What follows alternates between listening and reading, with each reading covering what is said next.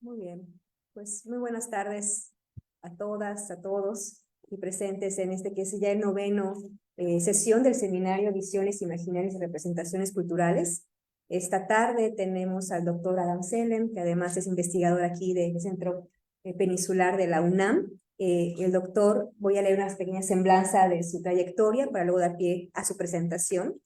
Es oriundo de la provincia de Ontario, en Canadá. Adam Selem cursó la licenciatura en Estudios Latinoamericanos por la Universidad de Toronto y concluyó sus estudios de doctorado en Estudios Mesoamericanos en la UNAM.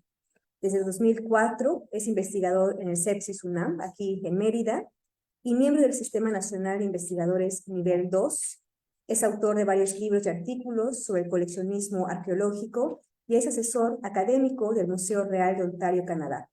Sus líneas principales de investigación son el coleccionismo y la historia de la arqueología y de los museos. En la actualidad desarrolla el proyecto Posada la Sorpresa en Mitla, Oaxaca, puerta de acceso a 150 años de arqueología mexicana. El tema de su presentación de hoy lleva como título La génesis del Museo Yucateco y la promesa de la modernidad. Te damos el espacio, Adam, como siempre. Te escuchamos y luego retroalimentamos con algunos comentarios. Fantástico. Bueno, muchas gracias por la invitación a participar en este seminario. Estaba comentando a Romina que es mi primera vez, creo que he dado una conferencia presencial en 3 años. Así que es un poco raro. Pero no, pero qué bueno, porque es mucho más rico hablar con personas, ¿no? Directamente, ¿no? Entonces, bueno, al ratito creo que vamos a tener mucho que discutir. Bueno, voy a empezar con una reflexión. Yo acabo de regresar de una estancia de investigación en este museo en Toronto, donde estaba trabajando con ellos en el acervo acerca de sus colecciones y cómo coleccionan, bueno, muchos temas allí. Pero algo aprendí o me di cuenta en este museo mientras estaba ahí, es que tanto han cambiado los museos hoy en día, ¿no? El Museo Real de Ontario en Toronto es el más grande de Canadá. Tienen muchísimas colecciones de todo tipo. Y ahora están empeñados en regresar parte de sus colecciones a grupos indígenas en un programa de repatriación. Entonces, es muy importante lo que están haciendo. Es prácticamente toma, pues yo diría como 80% de su tiempo en hacer eso, ¿no? Es como de coleccionar, ¿verdad? Y eso es interesante para mí porque, ¿qué nos indica? Que los museos son producto de sus tiempos, ¿no? Y tienen que responder a la sociedad, ¿no? Que nos rodea, ¿no? Y los problemas que tiene la sociedad, digamos, el efecto de la colonización sobre los grupos indígenas, etcétera, ¿no? Entonces, es muy bonito que el museo responde a esas cosas, ¿no? Está cambiando, ¿no? Porque, digamos, los museos del siglo XIX, lo que hacían era coleccionar. Los museos de hoy, lo que están haciendo es haciendo con eso, ¿no? De coleccionando, básicamente. Es decir, lo que quiero decir con eso es que los museos se fundan o operan ¿todo bien? Sobre las ideas y conceptos que están vigentes en la sociedad en determinado momento, ¿no? Y si ellos no cambian sus perspectivas o no escuchan a la sociedad, ¿no? Pues entonces corren el riesgo de ser irrelevantes, ¿no? O incluso desaparecer, ¿no? Por total. Y eso es el caso del Museo Yucateco, de alguna manera, ¿no? Y voy a hablar de eso hoy. El Museo Yucateco se fundó en 1870, aquí en Mérida, y se clausuró en 1917. Entonces, pues tuvo un buen momento, ¿no? Es casi 50 años, ¿no? pero desapareció después de este momento. Entonces es un museo que tuvo su momento y fue fundado en alguna idea, ¿no? Que yo digo que es la promesa de la modernidad. Esa es como mi tesis que estoy manejando. Pero luego pues ya, bueno, dejó de funcionar. Pues aunque este museo ya no existe como tal, los objetos que formaban sus colecciones, pues ahí siguen en el mundo, ¿verdad? Ya dispersados, algunos perdidos, pero la mayoría probablemente integrados en varios museos ya en el estado de Yucatán o incluso en México, ¿no? Y en esa ponencia voy a hacer referencia a esos objetos, cómo fueron coleccionados, usados para formar el núcleo de muchos museos en Yucatán y cómo han sido centrales para la construcción de la identidad yucateca, al final de cuentas, ¿no? Pero esos objetos tenemos que entender que no existen en un vacío, ¿no? Están acobijados por el museo, ¿no? Y pues mi propuesta aquí, pues el museo es una idea, ¿no? Y entonces voy a adentrar en cuál fue la idea que dio pie a Museo Yucateco, ¿no? Eso es lo que voy a explorar con ustedes. Y voy a cambiar aquí. Nada más veo a mí mismo allá. ¿Está bien?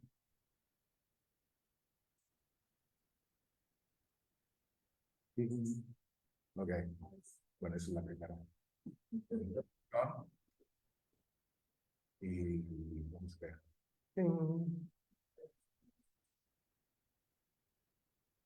Ya quiero cambiar.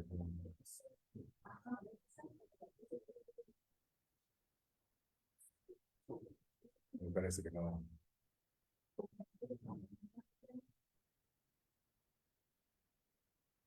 Como hace 5 minutos estaba funcionando perfectamente bien y ahora no. Se va a definir cosas. Sí. ¿Avanza la presentación o no avanza? No avanza. No avanza. Ahí está. Ajá. ¿Eso lo hiciste ustedes o sí? No saben. A ver. Bien. Ok, gracias. Bueno, yo quiero recordarles un fragmento de discurso. O sea, no vamos a pasar todo el día, estamos en un proceso. Ese discurso inaugural que pronunció la gobernadora Ivonne Ortega, ¿no?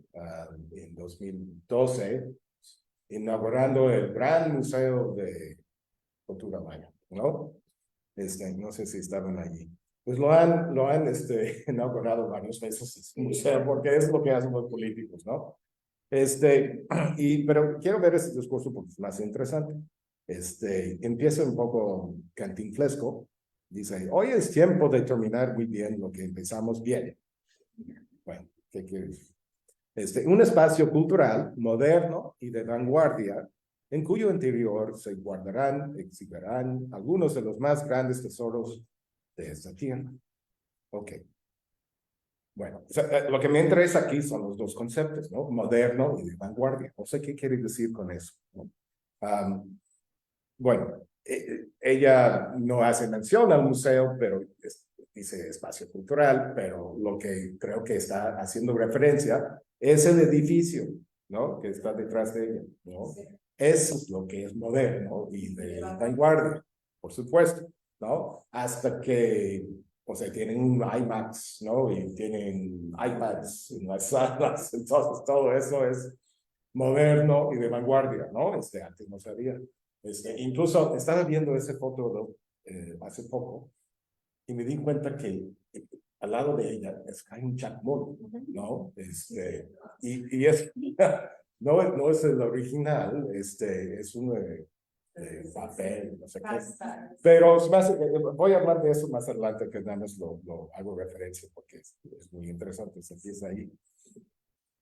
Entonces, pues, o sea, ¿qué quiere decir con todo esto? Pues lo que ella hace referencia es que ya no tenemos esto. O sea, lo que ella está diciendo es que vamos a reemplazar el pobre Palacio Cantón, ¿no? Bueno, pobre Palacio, ¿no? Porque eso ya es del pasado. Entonces, lo que entendemos aquí, moderno quiere decir es que, porque las cosas del pasado ya están en el pasado, vamos a hacer una cosa nueva, ¿no? Porque siempre había quejas de ese museo de que las exposiciones no quedaban bien en el entorno, en el ambiente, porque pues, hay mucha humedad, es un edificio viejito, ¿no? Etcétera, ¿no? Aunque bueno, en su momento, eso era el edificio de vanguardia. Claro, que tiene un ascensor de París, o que el primer ascensor en Yucatán, creo que la única. Y entonces, pues es súper edificio. Pero bueno, entonces, está haciendo esa referencia. Ahí ya quiere decir esto. Yo no sé si Ivonne escribió sus propios um, discursos, pero bueno, eso es lo que ella quiere decir. Y además, pues tenemos otro como problemita aquí que debemos reconocer, ¿no? Que pues ese edificio era de Francisco Cantón, que era un general que le daba a los mayas rebeldes, ¿no? Y ese señor pues, era muy bélico, se decía que cortaba las orejas de los mayas como trofeos, etcétera, ¿no? Entonces, pues la óptica, digamos, no es muy buena, ¿no? Es su casa, ¿no? Y donde tenemos el museo sobre la cultura maya, ¿no? No coincide bien, no es una buena óptica, digamos, ¿no? Entonces, bueno, adiós con el viejo, y bienvenidos con el nuevo, ¿no? Y eso yo creo que tiene cierto eco en el pasado, ¿no? Entonces, pues, ahora sí vamos al pasado, y cuando fundaron al Museo Yucateco, ¿no? Regresamos un siglo y medio, ¿no? Porque fue el escritor Justo Sierra Rayo que primero empezó con esa idea, ¿no? De que abogar por un museo para la región, digo, para Yucatán. Yucatán en aquel entonces era Campeche también, ¿no? Entonces, pues, toda la región necesitaba un museo. Más bien, el museo era parte de su proyecto, ¿no? De gran identidad para los yucatecos, y era separatista, entonces, pues, como piedra angular para su proyecto de separar, sería un museo, porque es lo que se hace, ¿no? Pero como vemos, y él hace referencia al museo como un lugar para la civilización, ¿no? Institución para la civilización. Entonces, vemos que repiten esos tipos de palabras en su discurso constantemente, ¿no? 30 años después, cuando realmente fundan el museo, pues encontré esta mención también de que el museo sería para instrucción y civilización, ¿no? Y entonces ellos pensaban que el museo tendría ese efecto en la sociedad, ¿no? Un efecto civilizador con las personas, ¿no? Y digamos, eso es el discurso que se daban al museo, ¿no? Bueno, hay que recordar, ¿no? En el siglo XIX, México es un país acosado por conflictos interminables, digamos, ¿no? Pugnas políticas, violencia, pobreza extrema, falta de buena comunicación entre las regiones, ¿no? Y a principios del siglo, yo digo, casi la mitad del siglo, ni siquiera hay una idea muy clara que es una nación, ¿no? O sea, la gente que vive aquí no tiene una idea muy clara de la nación, ¿no? Y eso en parte porque no hay buena comunicación entre las partes. Entonces, pues alguien que vive en la Ciudad de México no entiende quién es un yucateco, un yucateco no entiende que es alguien en Nayarit, un oaxaqueño, etc., ¿no? Porque el país no está bien comunicado. No obstante, lo que podemos ver aquí es que empieza en el siglo XIX justamente un boom en revistas de miscelánea, ¿no? Que sí daban una idea global sobre esa nación. No sé si han ustedes han ojeado esas revistas una vez, pero son muy interesantes, o tienen artículos sobre todo, sobre las formas de vestir, formas de cocinar, sitios arqueológicos, o sea, realmente, y de todo el país. Entonces, si uno agarra una de sus revistas, imagínate en tu esquina allí en Oaxaca, puedes dar una idea de cómo viven en Yucatán, ¿no? Qué canciones cantan, ¿no? Qué comen, qué hacen, ¿no? Entonces, eso es un momento muy importante en el país. Y que ha sido, no sé si ustedes reconocen el nombre de este historiador irlandés, Benedict Anderson, ¿sí? Bueno, ese es un momento clásico de Benedict Anderson. Es un teórico que exploró justamente el origen del nacionalismo, ¿no? Y su diseminación, sobre todo en la prensa, ¿no? Entonces, pues Anderson vería, pues, mira, ahí está, ¿no? Empezamos a ver una nación gracias a esos intentos, ¿no? Y para Anderson, ese tipo de soporte es lo que él le llamaba comunidades imaginadas, ¿okay? Porque dan una idea global sobre personas en otras partes que ni siquiera conoces, ¿no? Es algo imaginado, o sea, créeme, o sea, la gente no viajaba tanto, ¿no? Entonces no van a ir a Yucatán, ¿no? Tiene que imaginar cómo es Yucatán, ¿no? Así es el principio de eso. Entonces, lo que quiero decir con eso es que incluso los títulos dicen el Museo Yucateco, el Museo Mexicano, ¿no? Bueno, los museos físicos también eran parte de esta idea, ¿no? Porque el museo es al final de cuentas una forma de traer otras partes físicas, ¿no? Artefactos, ¿no? A un lugar para que puedas conocer el conjunto, ¿no? Y entonces yo creo que vale la pena reflexionar sobre esa idea, ¿no? En México, como en otras partes del mundo, ¿no? Los primeros proyectos en consolidar una incipiente nación, pues solían empezar con un museo, ¿no? El nacionalismo no es una cosa con mucha antigüedad, del siglo XIX. Y los museos, siglo XIX, ¿no? En finales del siglo XVIII, ¿no? O sea, el primero realmente que es un museo, es la Louvre, ¿no? En París, ¿no? Entonces, pues esos recintos empiezan con el nacionalismo, justamente. Y pues dan un sentido de pertenencia, identidad a las personas que visiten esos lugares, ¿no? Y también piensan que son útiles, y siempre es útiles, ¿no? Para elevar la cultura de los ciudadanos, ¿no? Entonces, pues, naciones jóvenes como México, Estados Unidos empezaron a construir museos. Pero cómo, ¿no? Pues usando el formato europeo, ¿no? Y sobre todo Francia, ¿no? Porque Francia es el faro de la modernidad y completamente en la pasión de museos, pues ellos tienen como la forma de hacer esas instituciones, ¿no? Entonces, pues, yo lo sé que parece muy contradictorio, ¿no? Que un museo es un lugar moderno, pero es un lugar moderno por excelencia, ¿no? Si estamos hablando del siglo XIX, ¿no? Ok, pero estoy hablando mucho de modernidad, me están preguntando, pues, ¿qué es la modernidad? Ok, pues no sé, hay muchas definiciones, ¿no? Al final es un conglomerado de ideas, ¿no?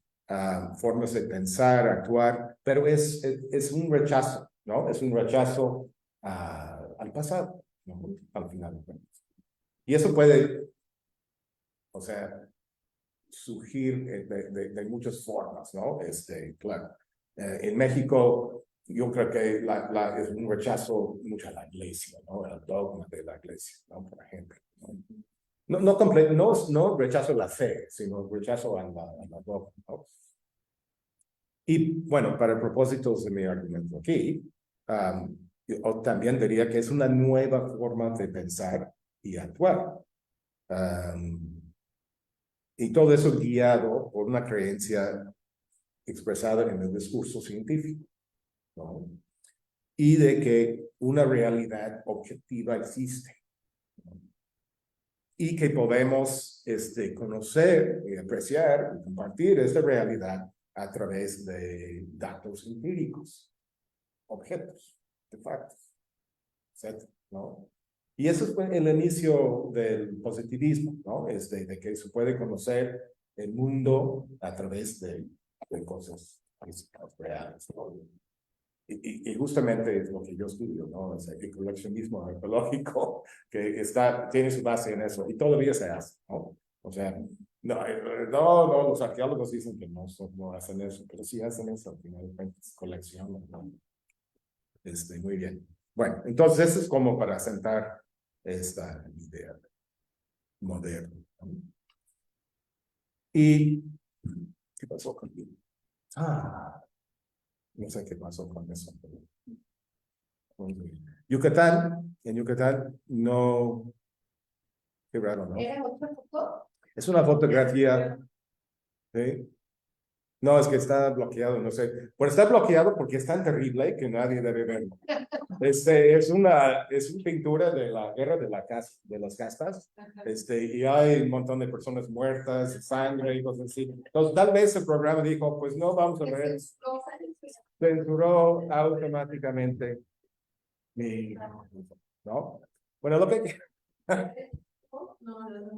quién sabe. Bueno, lo que quiero decir aquí, no importa, es bastante famoso. Seguro que han visto esos cuadros antes, ¿no?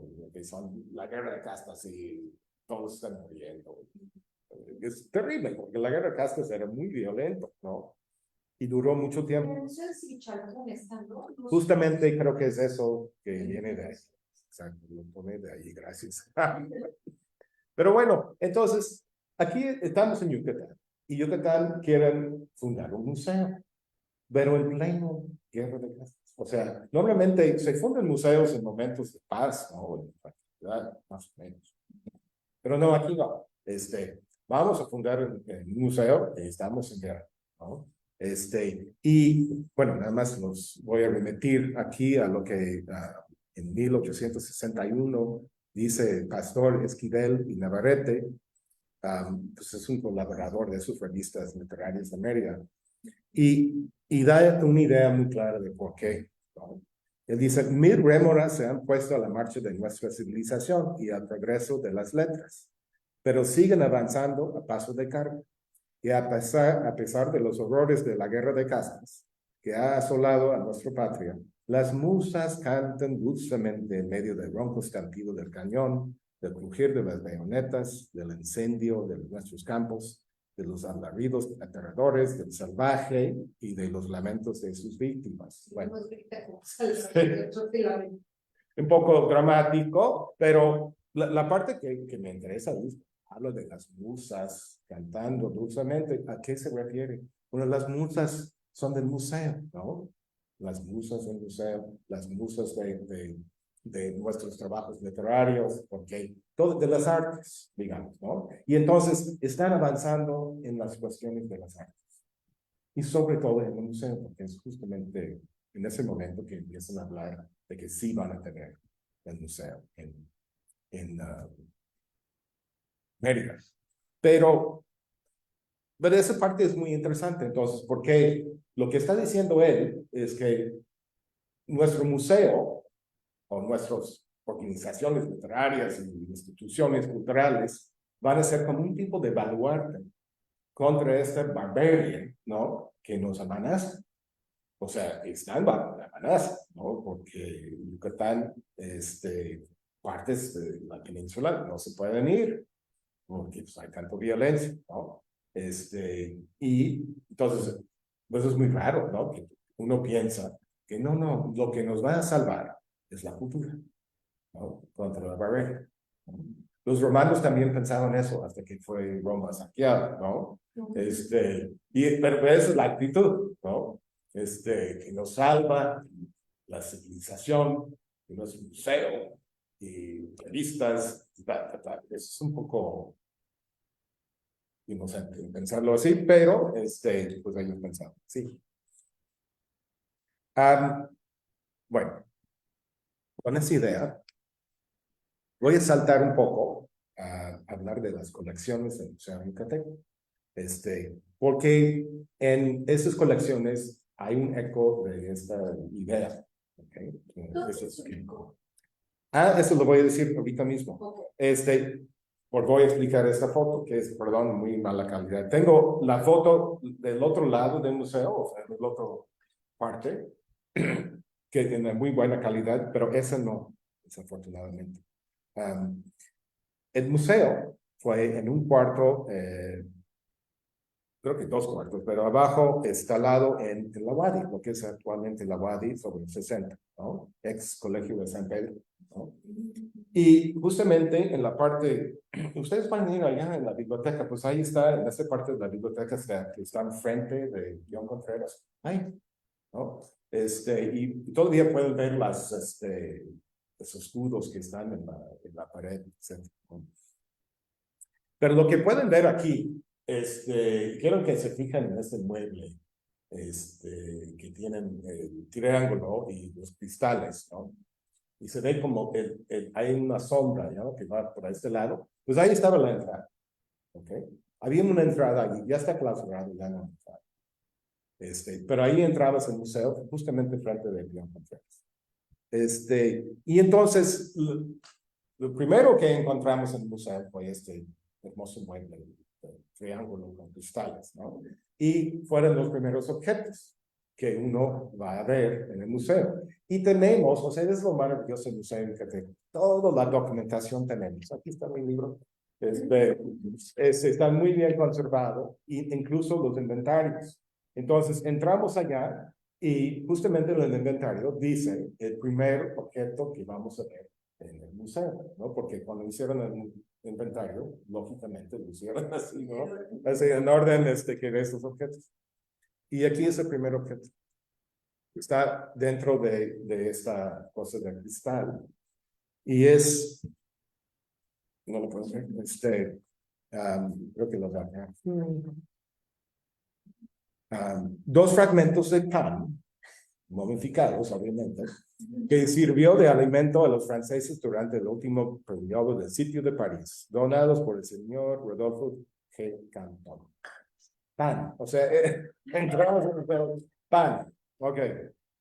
Pan francés, incluso, ¿no? Ahí está. Entonces, bueno, uno tiene que preguntar, o sea, pues ya entres en el museo, estás así, a ver, ¿cuál es el interés, ¿no? De un yucateco del siglo XIX, ¿no? De mostrar pan, ¿no? A la gente de Yucatán que van a visitar ese museo. Bueno, obviamente está ligado con el sitio de París, entonces tenemos que entender qué es el sitio de París, ¿no? Bueno, un poco de historia aquí. El sitio de París empezó en el otoño de 1870 y duró 4 meses. Eso es cuando la derrota de los franceses, ¿no? Los prusianos que son germánicos, ¿no? Sitiado a París, y entonces nadie entraba, nadie salía y no había comida, ¿no? Y eso es el punto con los sitios, ¿no? Que no se coman, ¿no? Entonces la gente empieza a morir de hambre y entonces es más fácil atacar, ¿verdad? Entonces, bueno, después de 4 meses estaban matando los elefantes y los animales del zoológico para comerlos, ¿no? Eso realmente pasó en París porque no tenían que comer. Muy mal día para llevar a los chiquitos al zoológico, ¿no? Una trauma tremendo, porque Manchitas, pues ya, se valió. Pero la verdad, porque hay una señora ahí que seguramente está como diciendo, ay, quiero la trompa, porque es la mejor parte, ¿no? Pero bueno, eso es lo que ocurrió en París. Entonces, esos trozos de pan, ese señor Rodolfo Canton, pues estuvo allí, no lo sé, la verdad, pero si estuvo allí, agarró el pan de los pobres príncipes, eso es mala onda. Yo tenía que comer esa, era museo, ¿no? Entonces, no sé, la verdad, hay esos detalles, perdón, pero no, ¿qué pasó? Yo otra explicación, pero si quieren me dejaron con el... Ah. que me interrumpí, pero ¿por qué pondría pan? Me vino así como, claro, ya sé por qué pusieron pan, pero eso se me ocurrió en este instante. Estoy bien. Justo Sierra, en alguno de sus escritos, escribe, ¿no? Y creo que la clave está en la civilización, que justamente el museo para civilizar de los salvajes. Y justo Sierra escribe, este pueblo necesita más pan y menos tortilla. Entonces, estábamos en un tiempo en el que el pan era fundamental para la civilización y era un pueblo que se necesitaba civilizar también a través de los alimentos y a través del pan. Sí, bueno, O sea, es interesante, puede ser, o sea, pues sigue, el discurso sigue, ¿no? Más bimbo, menos tortillas, ¿no? El discurso no ha cambiado. Pero yo creo que va por otro lado. Y déjame decirte por qué pienso eso. Porque yo creo que es una cuestión más propagandística aquí. Estamos bueno, en los inicios de la Guerra de Castas, no sé si ustedes recuerdan, pero Mérida también fue sitiada por los rebeldes mayas, ¿no? En 48, algo así. Y entonces estaban a punto pues acabar con la ciudad, ¿no? Y no entraban muchas cosas, nada más por las costas entraban, ¿no? Y entonces, pues no un sitio así como, bueno, no tenemos alimento, pero fue un sitio así como casi, estamos en la boca del lobo, ¿no? Ahí. Y yo siento que era una forma de recordar lo que había pasado. O sea, empatía con los parisinos, ¿no? De que ellos también habían pasado una cosa tremenda con la Bavaria, ¿no? Porque los prusianos también son la Bavaria, ¿no? San Germán. Entonces, bueno, no sé, pero esa es una posibilidad, es mi hipótesis, que es así, porque no hay otra forma de explicarlo, pues, tal vez hay, sí, más pan, menos tortillas, no sé. Pero también es cierto que en el Museo Yucateco tenían como una narrativa de propaganda bien definida. Tenían este cráneo del Bernardino Sen, ¿no? Que fue pues él fue un sublevado de Chan Santa Cruz, oriundo de Tío Suco, ¿no? Y que lo mataron, o sea, fue un comandante, jefe guerrero de los indios mayas, ¿no?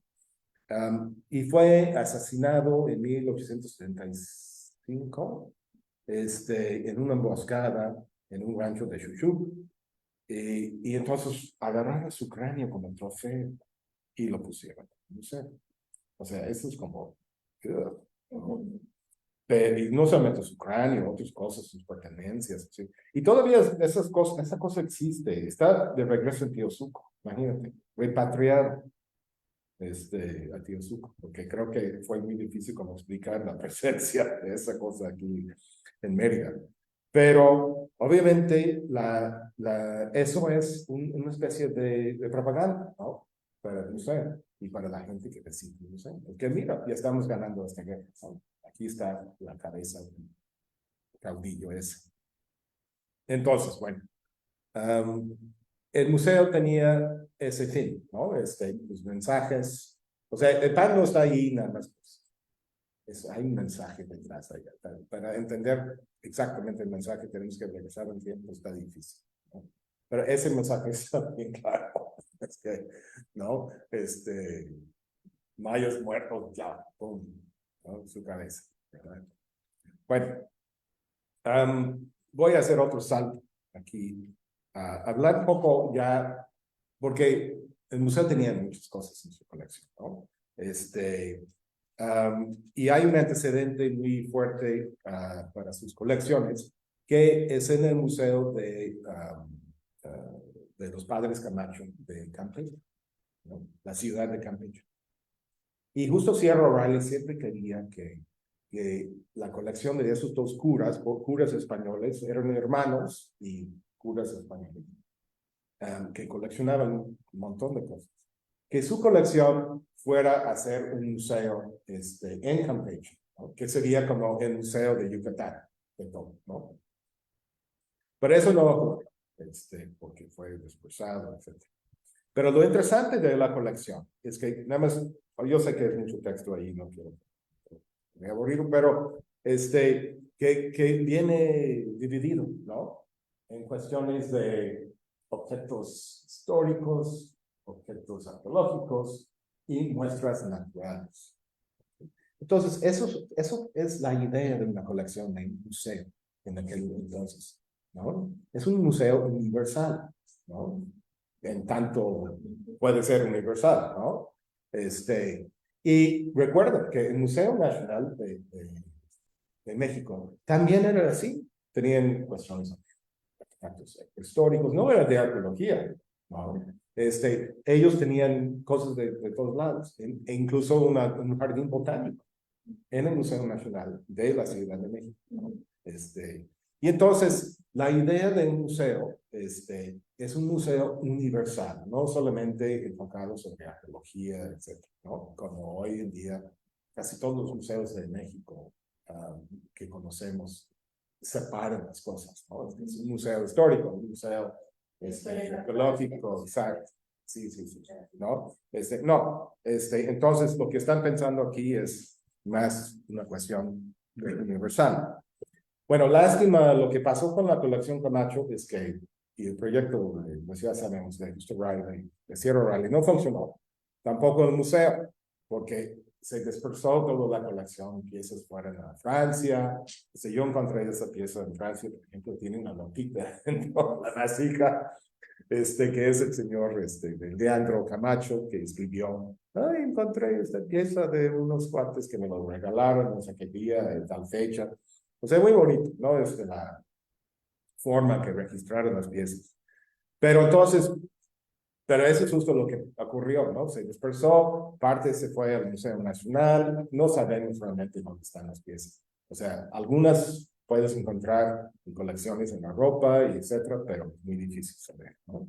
Y eso es una tristeza, porque pues, es una colección muy particular del momento, que, gone, ¿no? Ya no sabemos, ¿no? Pero es interesante también pensar en los padres Camacho como pues ellos eran hombres de su momento, ¿no? Son religiosos que hacen colecciones de todo tipo, pero sobre todo arqueológicos también, ¿no? Porque pues hay un montón de arqueología, pues colecciones de arqueología. Y eso es una cosa que está ocurriendo mucho en México en este momento, que hombres religiosos, curas, están haciendo colecciones. Y con esas colecciones están fundando museos, ¿no? Casi todos esos, bueno, esos tres aquí fundaron museos con sus colecciones. Y uno piensa, pues bueno, ¿por qué los sacerdotes curas están coleccionando? Porque si no, eso es un poco en contra de la iglesia, es un dogma de tener ídolos en sus casas, etcétera. No, pues lo que pasa es que esos hombres ya son mucho más iluminados. La iglesia está cambiando, están aceptando esas posibilidades de que haya colecciones, ¿no? Sobre el pasado, ¿no? Es que están rompiendo con una cuestión gracias a la ilustración. Nuevas ideas, ¿no? Y entonces justamente tenemos ese señor en el medio, Crescencio Padilla Ancona, que voy a hablar próximamente. Es él, el obispo de Yucatán, famoso, espero que todo el mundo lo conoce. Él empezó con su colección a fundar el Museo Yucateco aquí en México. Okay. Y él dijo, bueno, su historia con el Museo Yucateco es medular porque pues él hizo la gestión para el museo, empezó con su propia colección con el museo, escribió reglamento, hizo tantas cosas para fundar un museo, es increíble. Toda la documentación está presente, ¿no? lo malo es que el pobre, y él dijo pues, que el Museo Yucateco iba a ser un monumento a la ciencia, ¿no? Entonces, pues ahora sí entendemos un poco, ¿no? A dónde van con eso. Entonces, esas son algunas cosas que eran en su colección. Este códice muy famoso de Chumayel, ¿sí? Chilambalam de Chumayel, hay como nueve libros de Chilambalam. Él tenía varios libros y formaban parte de las colecciones del Museo Yucateco. Y eso, y preguntan, ¿dónde está ahora? ¿No? Pues está creo que en Princeton, en Estados Unidos, porque ya, cuando cerró el museo, pues ya empezaron a tapenar y bye, ¿no? Muy feo eso. Pero pueden entender qué tipo de cosas tenían allí. Pues ese es un documento súper importante, ¿no? Tenían, claro, artefactos arqueológicas, que pueden ver algunas cosas aquí, todos del padre Ancona. Y muy interesante es que tenía una xiloteca, ¿no? Esa es una xiloteca aquí que existe en Alemania, pero él quería hacer una xiloteca que es un libro de maderas, ¿no? Pero hechos como libros, ¿no? De las especies, de qué hablan, ¿no? Entonces, como un libro de aves, ¿no? Y ahí tienen todo adentro, las hojas y las semillas, y hablan de ese libro. Entonces, puedes entender el libro, el árbol, a través de este libro hecho de la misma madera que el árbol, ¿no? Muy bonito, o sea, una idea fascinante. Entonces, pues él tenía una colección, una muestrario de sus maderas, que parece que estaba agarrando de otras colecciones en el estado también, incluso de los Camacho, que tenían también eso. Entonces, pues estaban tratando de, o sea, no solo iba a ser el museo, él tenía que incluir otras colecciones y otras ideas, una idea que viene netamente de Europa. Y eso es, ¿qué es eso? Bueno. Creo que no sea nuestro examen. No, ese no es tu examen. Perdón por sí, de texto, pero es muy fácil eso. Entonces, lo que inventó él, es esta idea de que, ok, yo no puedo coleccionar solo. Entonces, él inventó una idea que se llama las juntas exiliares.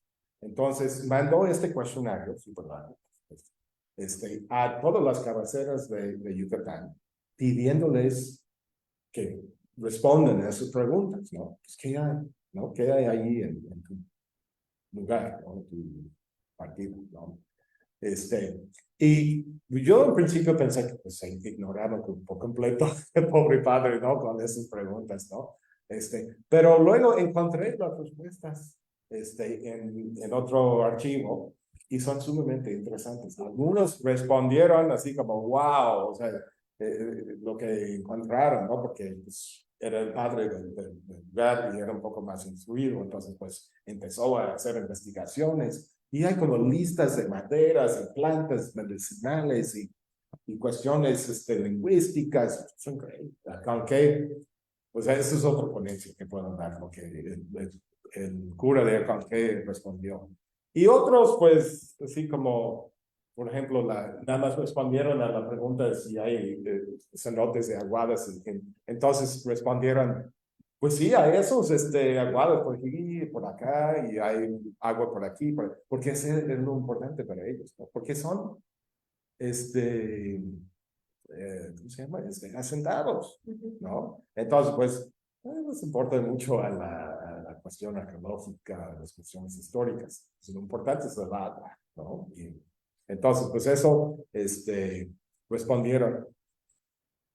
Pero esto es fascinante, porque digamos que eso es una de las primeras veces que se han hecho una cosa así en México, las juntas exiliares, como involucrar otras personas, ¿no? Diagnóstico participativo. Exacto, ¿no? El museo comunitario prácticamente, ¿no? Entonces nunca se habla de eso, pero eso es una cosa que ocurrió en el siglo XIX y se repitió en Oaxaca, se le llamaban otra cosa, juntas, no sé, de comisionados, no me acuerdo, pero la idea creo que viene de Carrillo Ancona, creo. No sé. Entonces eso está en mi parte. Todo un antropólogo. Todo el tiempo. Entonces, pero lo que están dando cuenta es que pues, hay mucho allá. Eso es una hacienda, por ejemplo, no me acuerdo, creo que es allí. Entonces, pues las piezas arqueológicas, pues sí están, los hacendados los están agarrando y usan para hacer sus arreglos en las casas y cosas así. Jálate unas piedras. Sí, pues, por supuesto, el Museo Yucateco intentó, recibir, o sea, tratar de que, en vez de que pase eso, ¿no? Es que las piedras van al museo, ¿no? Y muchas veces no fueron, solicitudes muy bonitas, ¿no? Porque recuerdo que había una piedra muy importante en Maní, que va el director del museo buscando esta piedra, y lo arrancan allí y dicen, no, no quiero, ¿no? Y la gente del pueblo están, enojados, ¿no? Pues déjanos nuestra piedra, es muy importante. Entonces, bueno, vemos que hay muchas tensiones, ¿no? La tensión no solamente es desde museos en el extranjero o Museo de México agarrando piezas, sino que el Museo Yucateco mismo, con las comunidades que quieran centralizar todo. Y bueno, el pobre Carrillo Ancona, después de 5 años tiene que dejar el puesto porque pues, ya habían cambiado las cosas por las leyes de reforma. Él tiene que jurar, con la Constitución, porque tiene un cargo público, pero no puede porque tiene una vestidura religioso. Entonces tiene que dejar el cargo. Entonces lo que quiere hacer es dejar el cargo, pero ir con su colección. Entonces están diciendo, no, pero tú depositaste tu colección en el museo. No, pero es mío. Entonces se enoja porque cierran las puertas del museo para que él no puede tocar sus piezas. Y él, muy enojado, escribe esa carta y donde pone, allá dice, ex colección, ¿no? De la ex dirección, ¿no? Propietario. Está diciendo, eso es mío. Bueno, esa es una historia muy chistosa. Porque pues todavía no está muy claro entre qué es público y qué es privado. Pues el Estado. Al final se quedó con el Estado. Bueno, y finalmente, pues eso es una fotografía de la Museo Yucateco del otro lado, ¿no? Recuerden de que vimos la entrada, eso es del otro lado donde tienen más cosas arqueológicas, etcétera. Y que pueden ver en las paredes es que hay muchas fotografías, ¿no? Y no sé si ven bien, pero en esas fotografías aparecen esa señora y esa señora. Seguro que la famosa Alex Dixon y su marido Augustus Le Blanchon, un par de fotógrafos y arqueólogos que andan allí en ese momento en Yucatán. Y ellos colaboraron mucho con Carrillo Ancona porque eran amigos, ¿no? De hecho, Carrillo Ancona enseñaba maya, imagínate. Y entonces, después hacen una colección de fotografías que venden al Museo Yucateco, porque pues, ahí está retratado todos los sitios arqueológicos, sobre todo Chichén Itzá, ¿no? Pero aquí hay una historia muy importante contar, y esa es la última historia que voy a contar sobre las colecciones, que es el descubrimiento de Chacmul por esta pareja, ¿no? En Chichén Itzá, en 1800, ¿qué dice ahí? 77, muy bien. Y bueno, encuentran a Chacmul, es fascinante cómo lo encuentran, etcétera, pero no voy a contar eso. Sí, el punto es que lo ponen en un carrito, ¿no? Y lo quieren llevar. Agostos lo quiere llevar a Estados Unidos a una expresión, para poner allá, pues miren lo que encontré, pero el gobierno no lo van a dejar hacer esto. Entonces, él lo agarra y lo esconde un ratito, ¿no? En la maleza. Creo que en Piste, lo esconde en la maleza. Y luego, el director de aquel entonces, después en Ancona, es un Juan Pion Contreras, y él dice, no, pues necesitamos eso para el museo, porque él era muy empeñado para buscar artistas para el museo. Entonces va y manda un destacamiento, ese es de Plongeon, en su carta diciendo que quiero llevar la pieza, gracias. De Plongeon un poco loco. Y ahí está el destacamiento en Piste. Entonces, esos soldados con Pion Contreras llevan, así cargando, en un carrito, ¿no? Porque tenía como un carrito para carreras, la Chacmol hacía Mérida, ¿no? Así con soldados, ¿sí? Y llega con una banda, o sea, llega con así, o sea, en un ambiente de fiesta, la pieza. Y lo estacionan enfrente de la iglesia de la temporada. O sea, está ahí en visto público, donde lo ve este famoso poeta ese cubano, José Martí, y él escribe su poema, y no sé qué, algo sobre Chacmol, ¿no? Entonces ya, o sea, tiene muchísimo, se fue muy diseminado, muy importante, ¿no? Para la sociedad, porque ese es el hallazgo, ¿no? Desafortunadamente, el gobernador en turno, del Río, Agustín del Río, creo que se llama, decide, pues, voy a tomar esta estatua y lo voy a regalar a Porfirio Díaz. Todos los yucatecos, los cabezas se explotan, nos vamos, es nuestra pieza. Y Pion Contreras está así desconsolado, hacen juntas de emergencia, no sé qué, escriban al Museo Nacional, ¿cómo es posible que nos vieran? Pues sí, lo llevaron, y incluso, saben que como pasaba por Santa Lucía, ese señor escribió esto, que iban a llamar la Plaza de Santa Lucía de Chacmol, porque pasaba ahí el Rey Tigre, ¿no? Pero en calidad de regalo real, porque está burlando, porque están dando la pieza al Porfirio Díaz como el rey, ¿no? Ay, no, eso sí fue gran cosa que realmente nunca van a superar. Y yo he leído cosas del museo aquí, archivos, donde hablan de piezas que encuentran, y siempre mencionan, aquí en Yucatán, mencionan el Chacmol, los van a quitar, como el Chacmol, ¿okay? O sea, es una trama permanente que quitaron esa pieza, la verdad. Lo bueno es que ya han encontrado otros, entonces, porque si no, es un problema. Entonces, el pobre Pion Contreras, él pidió al gobierno que le manden por lo menos la copia en yeso, ¿no? Pero lo que podemos encontrar en los inventarios es que hay muchas referencias a Chacmol, que incluso habían guardado pedazos de la base que tenían, o sea, es como las migajas de pan, es decir, las cosas, o sea, alguien hizo una figura en madera, alguien hizo pintura de óleo, ¿no? O sea, lo único, o sea, y eso era la parte más importante del museo. Y abajo había letras de oro, dorados, que hablaban del descubrimiento por los de Plongeon, y de que pues, fue regalado a Porfirio Díaz.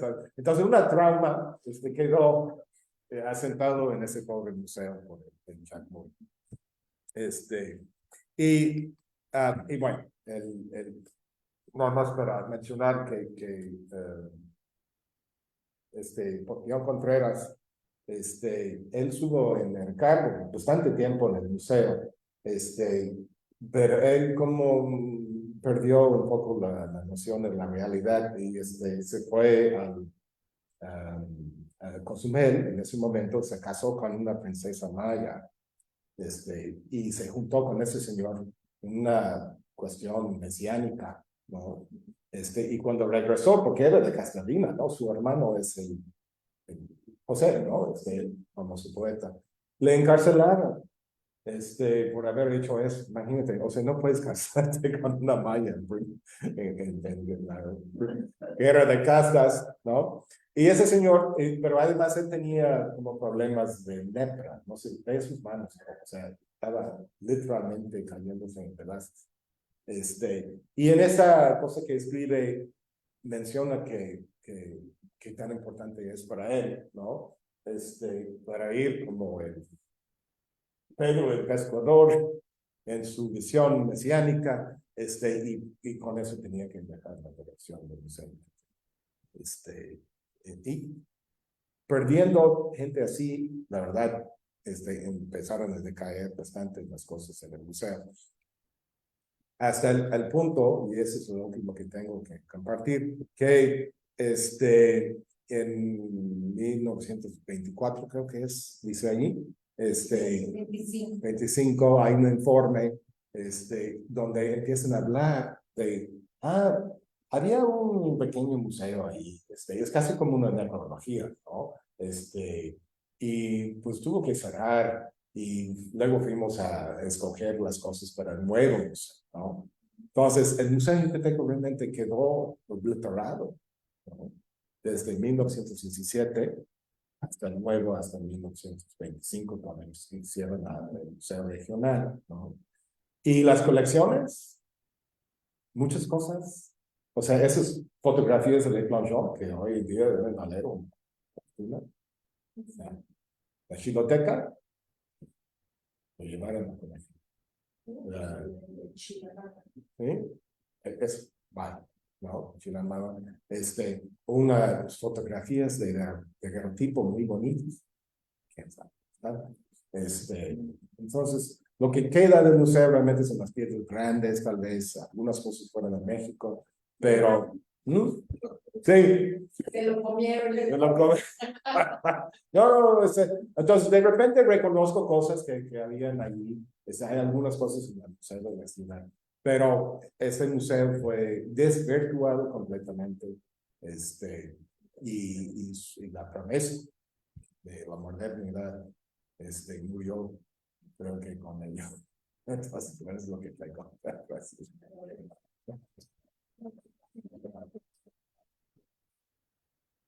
Ay, no. Y todo eso está en el libro. Bueno, Sí, sí, sí, sí. Y lo compartimos, ¿eh? A por través del supuesto. correo, la Qué que bueno. nos entregaste, Sí, se ha difundido allá. Ahora sí es el momento de mostrar en pantalla. Sí, Ay, no se ve. se ve como muy Sí. bien. Documento del Museo Yucateco, 1870-1885. Exacto. No, pues muchísimas gracias, No, Sara. gracias. Sumamente interesante. Generalmente aquí abrimos a los comentarios y las preguntas, y seguimos abundando en la presentación. ¿Alguna pregunta, Fernanda, la Eugenia? Yo también tengo, pero adelante.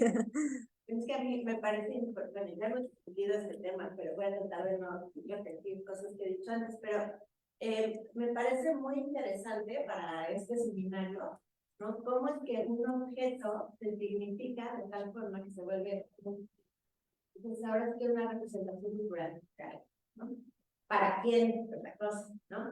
Porque aquí queda muy claro que son las élites yucatecas las que están tratando de definir qué es lo yucateco, qué es lo civilizado, y sobre todo distinguir al indígena bueno, que coopera con ellos, que produce grandes reliquias arqueológicas que muestran su civilización en contra del salvaje que hace guerras, ¿no? Entonces, eso es como, pero a mí me parece muy interesante. Y hablabas de cómo la modernidad si quiere distinguir del pasado, no, pero del pasado inmediato, porque si es una reconstrucción de un pasado glorioso, que finalmente no es una reconstrucción, es una invención, ¿no?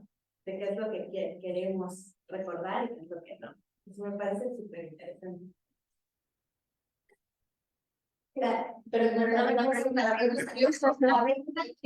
Ya nos podrías contar más este proceso de cómo tú que conoces los inventarios, que conoces la vida de ellos que estuvieron implicados, un poco más es el proceso de cómo de ser un artefacto, un objeto, cómo se va significando hasta llegar, pues este proceso de objeto, representación cultural, a forjar una identidad, ¿no? Ese caminito.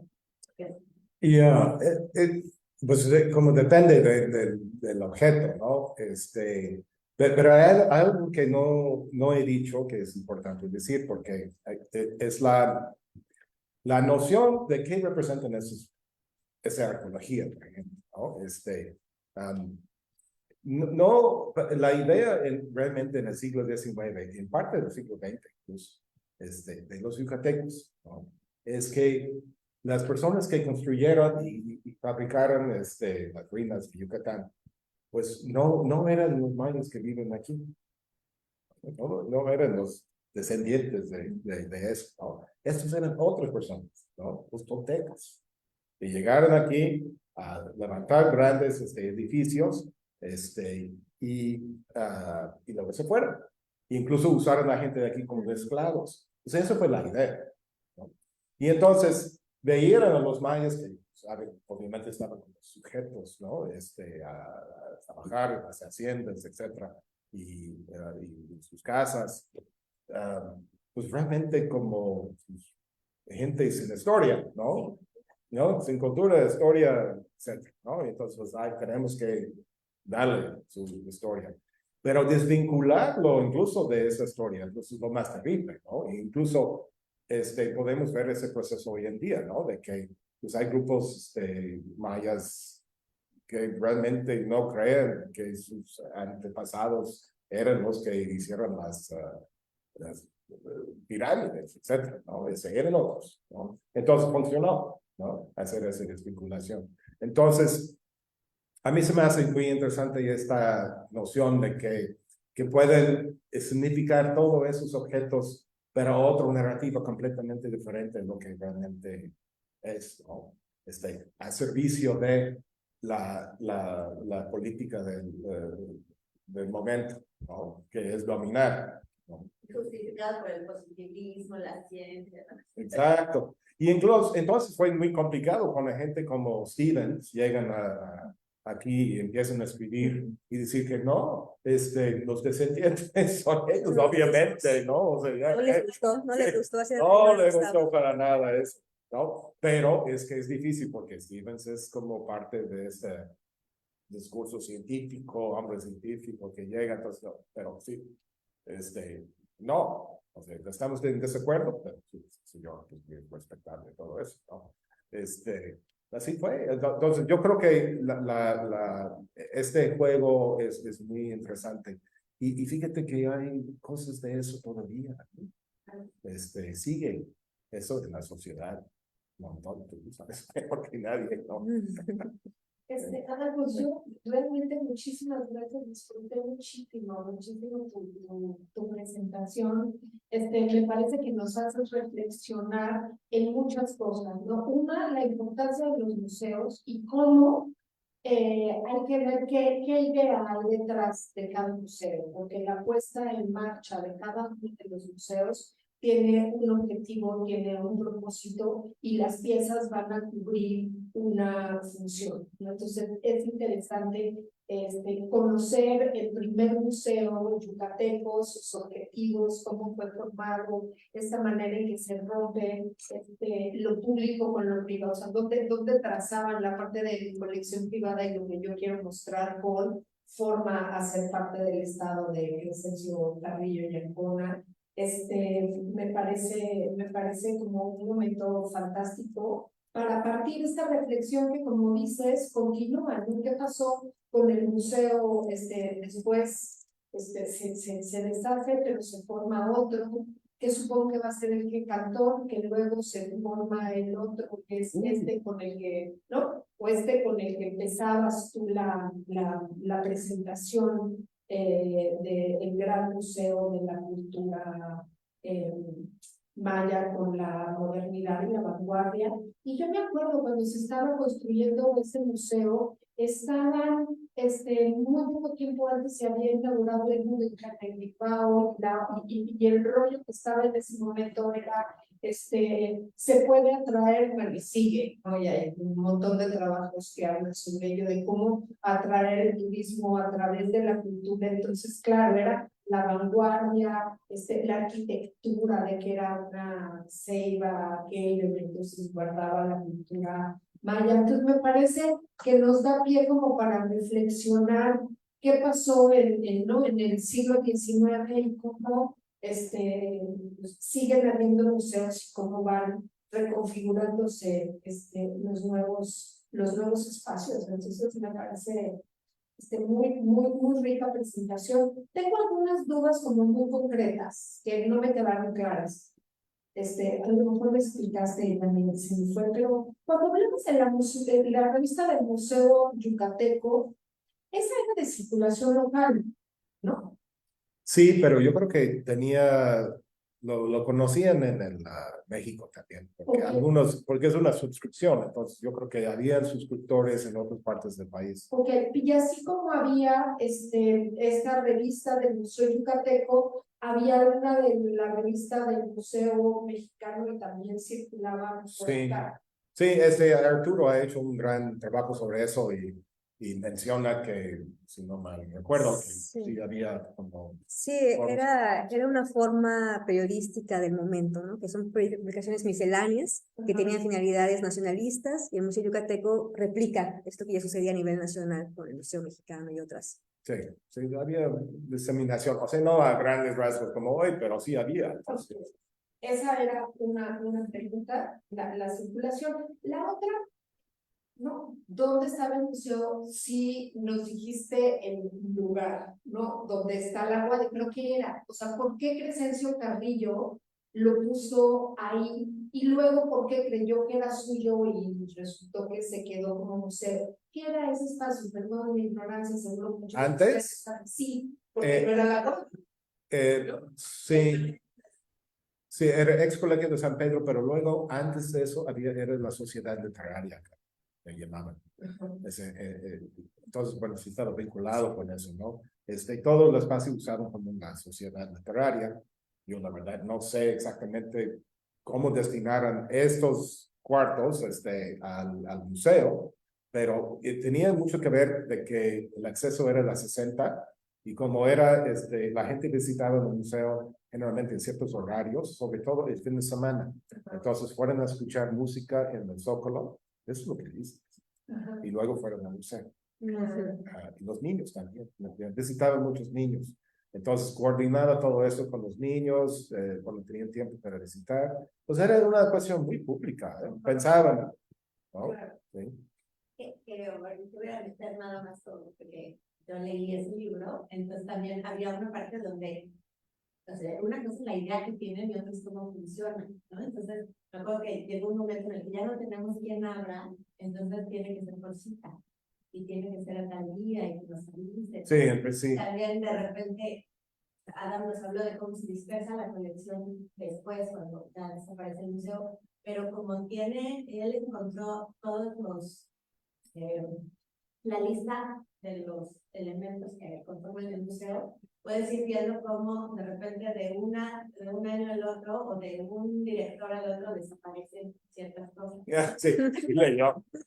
En parte por dicen que bueno, es un problema de los niños también, porque dicen que necesitaron más guardias, porque los niños... El pan.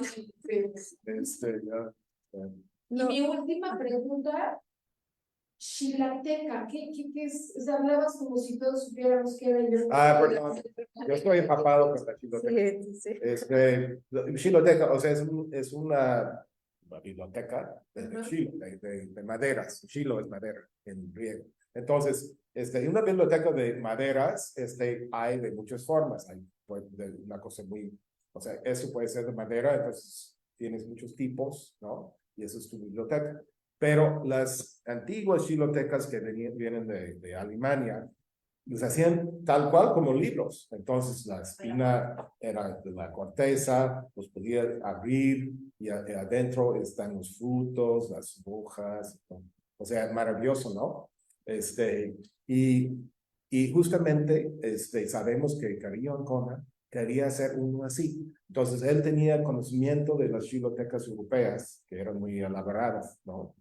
Y él quería hacer uno para Yucatán, porque decía que debe ser una caja sazonado con una especie de árbol, con las cosas adentro. ¿Por qué no tenemos una biblioteca de Los Ángeles de la... Sí, tenemos una en mi oficina, pues lo recreamos, Y yo no la conozco, o sea, aquí... Es No, otra presentación, es otra presentación. otro proyecto, pero lo hicimos con niños. Hola.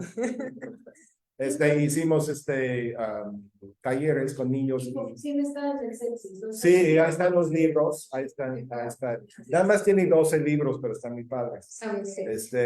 Pero lo hicimos justamente por esta idea, porque existía aquí. Entonces queríamos recrear, porque encontré la referencia aquí de esta, de Cariancona, y es una pena, porque realmente es muy didáctico, tener una biblioteca de maderas, que puedes tocar la madera, sentirlo, olerlo, pesa, ¿no? Entonces, es como una buena idea. Y ellos tenían esa idea también, ¿no? Eran muy didácticos, o sea, al final querían educar, ¿no? Con este museo, ¿no? No hay que olvidar eso. Civilizar. Civilización, Es- era lo mismo. Yo tengo aquí es que hay. Bueno, a mí la verdad es un tema que me fascina, porque ya te comentaba, está muy vinculado también a lo que yo he trabajado, y especialmente esta relación de la representación del pasado, que también es un tema en el Museo Yucateco, el periódico, con el proyecto regionalista.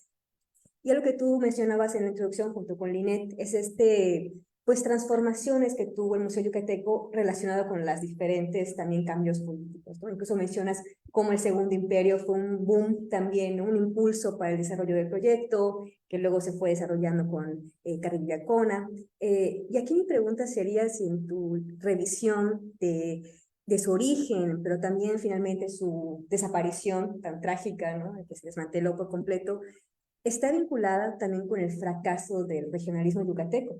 ¿Qué tanto la desaparición del museo es resultado de que finalmente el proyecto regionalista yucateco desapareció y fracasó ante la Revolución Mexicana? Que claro, sabemos que en el contexto local tuvo sus matices y más, pero se diluye ese proyecto modernizador del regionalismo yucateco que estaba en el Museo Yucateco Periódico, que estaba en el Museo Yucateco como institución cultural.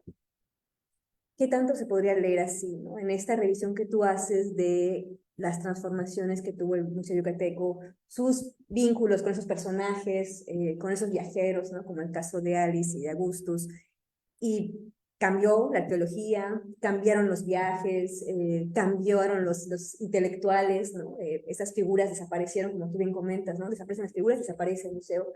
Es que tanto podríamos concluir un poco que la desaparición del Museo Yucateco tiene que ver también con el fracaso del proyecto modernizador de ese regionalismo yucateco de mediados de siglo, que para finales ya se había diluido.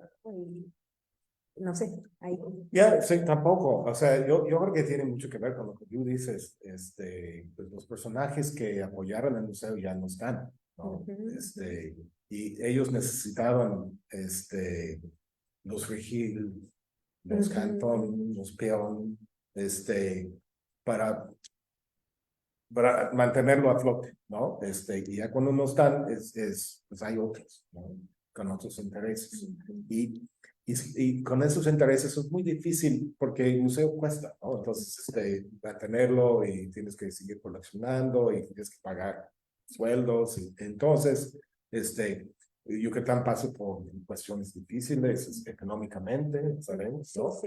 Entonces, pues ese es el momento que ¿qué necesitamos el museo? Ya para que no tenía la pertinencia, ¿no? Que Claro. tenía para construir la nación yucateca, ya Pues ya estamos, después, ¿no? Entonces, ya pues está ya, para ir a México. claro. Entonces, y tal vez por eso, porque lo curioso es que dice en esa nota, ¿no? Al final que dice por causas muy que se conocen, ¿no?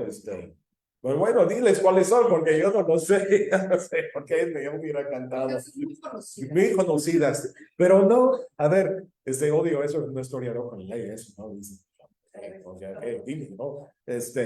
Entonces, pero yo supongo que esas causas tenían mucho que ver con la revolución y los cambios, ¿no?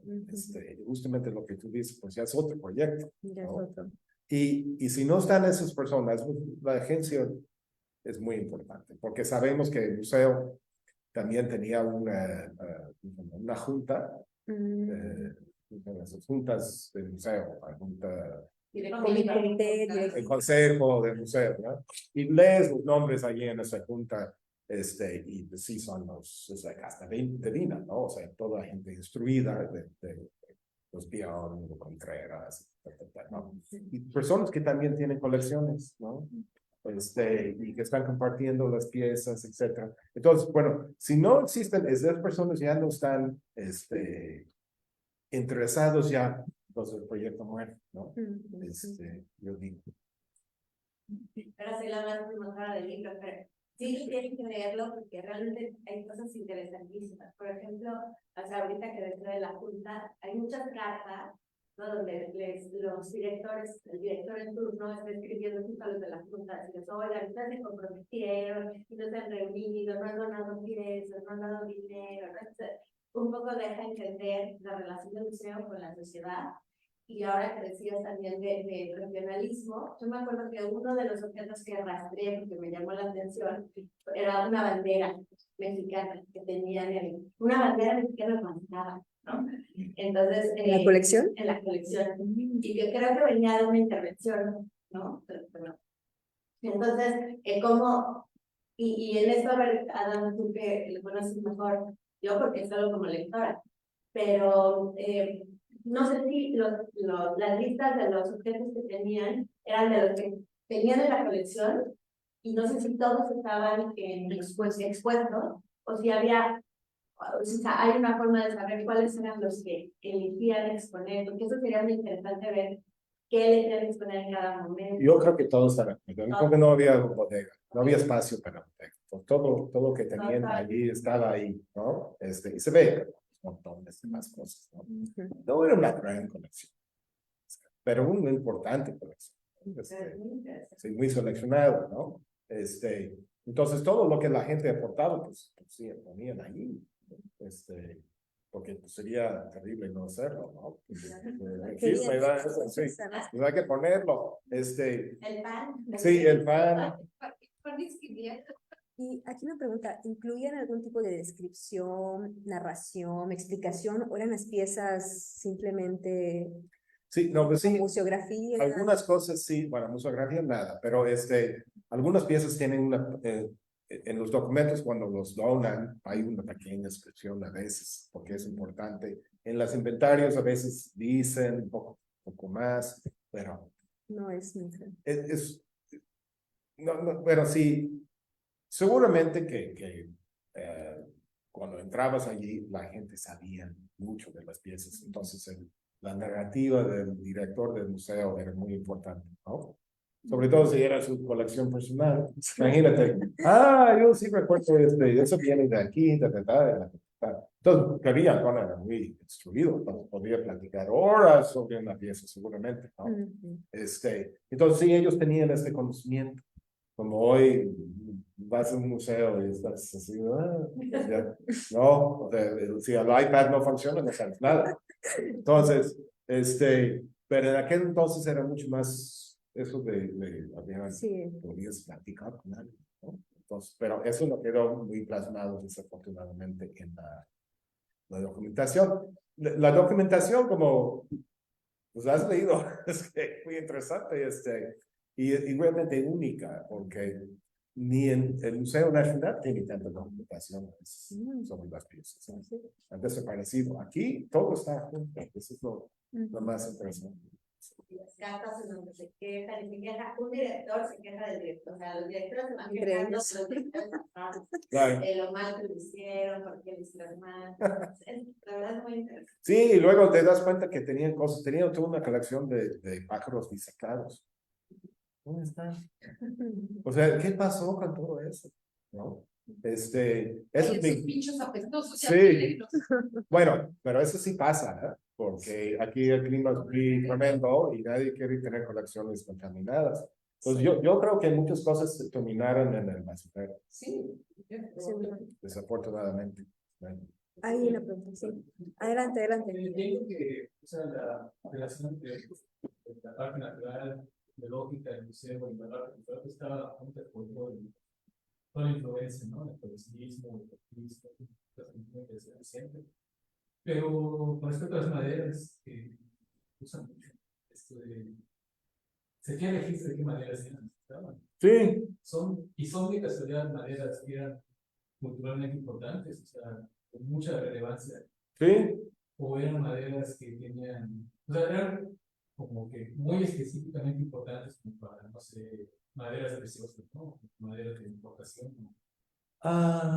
bueno, madera es de aquí, o sea, y que tal vez si entras ahí en la lista, porque está aquí, ¿no? La lista de las maderas. Algunos usan nombres mayas, pues, para las maderas. Me parece curioso, o sea, interesante porque, o sea, por ejemplo, estoy en esta Campeche y ya están separados. ¿Cuál es el proceso? Ya, ahí en este Ya, punto ya. en ese momento sí. Pero porque, o sea, históricamente hay no hay una vocación de maderera en Yucatán, ¿no? Pero, o sea, a niveles industriales. Bueno, sí había, lo que pasa es que se terminaron con casi todos, entonces ya muchas de las maderas ya no existen.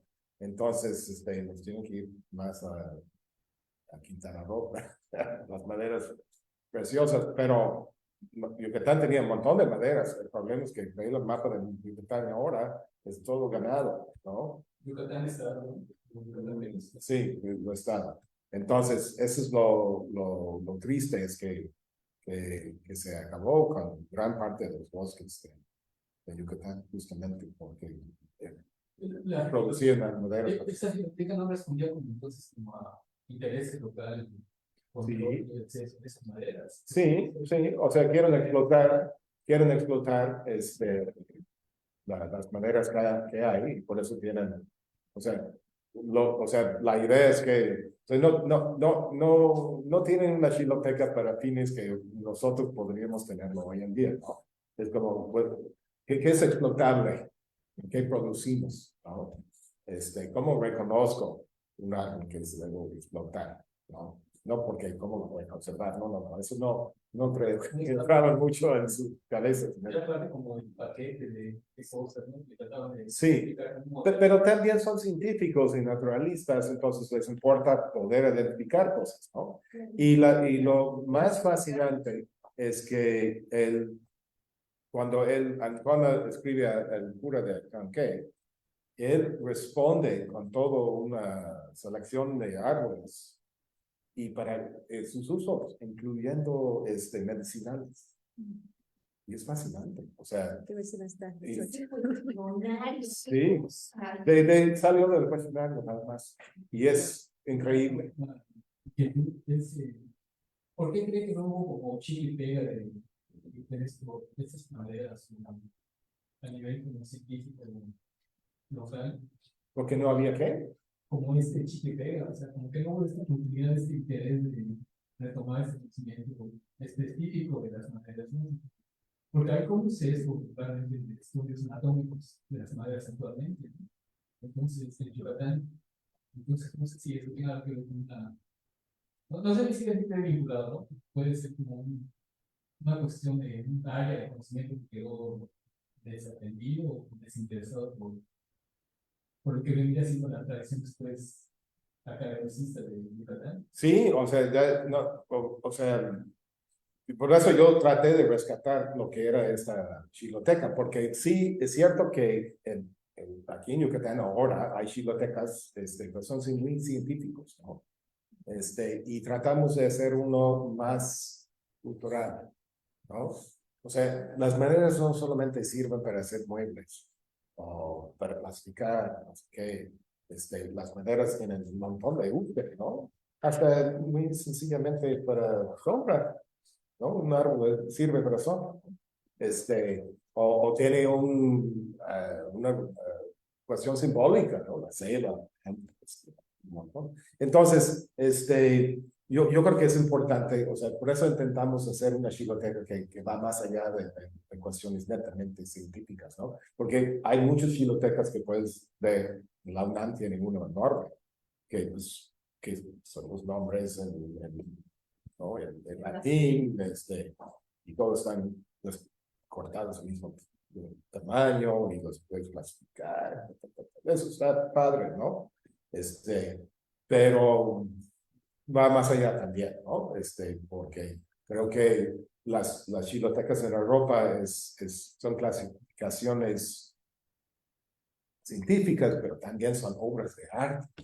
O sea, ya se mantiene la biblioteca en Schilderbach, la original. Es una obra de arte. O sea, hay un museo nada más para ello. Entonces, bueno, tienen una diversidad de funciones estas cosas. ¿Y los resultados de esas entrevistas están en su libro? ¿Las qué? Del cuestionario. El cuestionario. Eso sí es otro artículo que todavía no. Exactamente. Espérate. Es algo otro más. Pues Paciencia. sí, porque eso está muy padre. Está bien padre.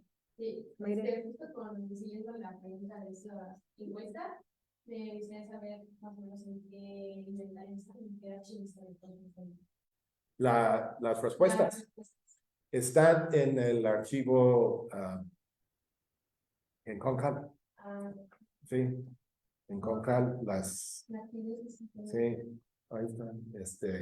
Muy bonitos, pero hay que buscarlos mucho porque no, es un archivo, no están Clasificados. clasificados muy bien. Sí. Sí. Qué interesante. Porque me vas a ganar con mi trabajo. Mayre. Ajá. No, tienen aquí cosas tremendas. ¿Qué más? Hay mucha información sobre el Museo Yucateco está allí. Y yo leyendo algo, ¿esas encuestas se mandaron únicamente a los municipios o también se mandaron a los comisarios? Parece que eran las cabeceras, ¿no? Parece, nada más las cabeceras, ¿no? Sí. ¿No? Ahí también Itzel, adelante. Bueno, yo nada más quería comentar, ahora que te preguntaba por si se estudian las maderas de tanto. Pues, bueno, yo sé que en el CICI y en el Banco Internacional estudian las maderas de la península. Sí, Inclusive de que frascos, pues, como decía, pues es muy científico realmente, pero pues bueno, ahí hay un estudio, digamos, de maderas. sí, claro.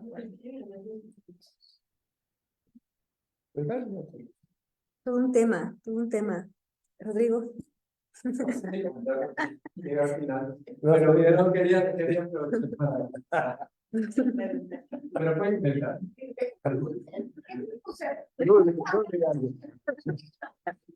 No, aprovechando que hay estudiantes de la licenciatura y no sé si comentaste de la tesis de Sheila, justamente pues una buena tesis sobre la biblioteca. Ah, claro. No lo mencioné. Ok, porque valdría la pena que lo conozcan. También la tesis, pues, Bueno. cuál es la comunidad. Fíjate que eso va a salir como libro. Va a ser Sheila y yo hicimos un libro sobre su tesis, o sea, compartido. La verdad, el resto del libro es de Sheila, su tesis. Porque eso fue el proyecto, ¿no? Que hicimos juntos. Y la introducción es mía. Entonces, Ahí está. ahí está. Va a salir todo el proyecto como un ebook próximamente. Y la verdad, Sheila hizo un magnífico trabajo en su tesis y en los talleres, porque lo que ella explica en su tesis es cómo hacer los talleres con los niños en las comunidades. Y los videos también. Sí. Si es ebook, le pueden poner para que en el ebook le piques y te lleve al video. Exacto, eso es lo que creo que se puede hacer eso. Y los trabajos que hicieron los niños en el taller, entonces, la verdad es muy bonito, como respondieron a la chiloteca. Y no solamente era la chiloteca, sino porque esa fue como parte de, sino que entender cómo esos niños conciben su entorno, ¿no? Y tienen mucha información que es valiosísima, ¿no? Que yo no sabía ni siquiera, entonces yo aprendí mucho de ellos también. Y al final fueron todos, llegaron al Sepsis un día a hacer una gran fiesta y compartir sus experiencias. Sí. Otras representaciones también, ¿no? Ahora Sí. es la mirada de los niños. Exacto, hay que hacer más. Hay que hacer más cosas. Ya, pero- No, pues muchísimas gracias. No, de nada. Fascinante esta reflexión sobre el Museo Yucateco, las representaciones también. Pues aprovecho para hacer la invitación de la siguiente sesión del seminario, que está programada para el diciembre 11, la última sesión que tenemos del año, evidentemente. Nos va a acompañar la maestra María Gabriela Iturralde Nieto, de Lina, viene de la Ciudad de México, es nuestra invitada de cierre de seminario, y va a hablar de castas a afromexicanos, contradicciones, representaciones de la alteridad afro en México. Así que bueno, bienvenidos todos para acompañar la siguiente sesión. Muy bien. Pues muy gracias. No, gracias, Gracias. a ustedes. Genial.